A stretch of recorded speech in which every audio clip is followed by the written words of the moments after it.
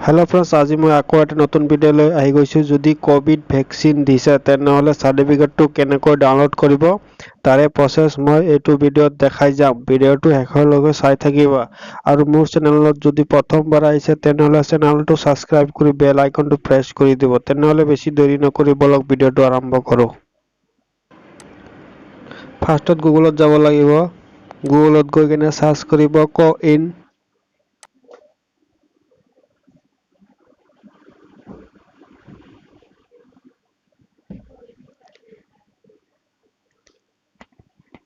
तार पिछते नतुन पेज खुली जाब जत लिखा আছে रेजिस्टार और साइन इन क्लिक करिब লাগিব।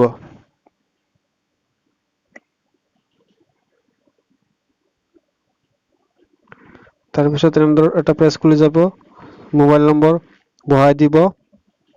मोबाइल नम्बर बहोৱাৰ पिছত गेट ओटीपी क्लिक কৰি দিব।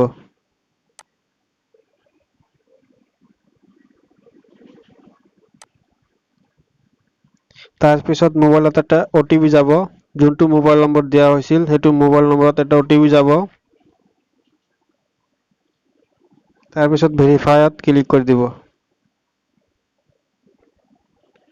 এনে ধৰণে আহি যাব। तार पिছত সাৰ্টিফিকেটটো ডাউনলোড কৰিব। तार पिছত সাৰ্টিফিকেটটো ডাউনলোড কৰি লব। ডাউনলোড কৰাৰ পিছত এনে ধৰণৰ এটা সাৰ্টিফিকেট ওলাব।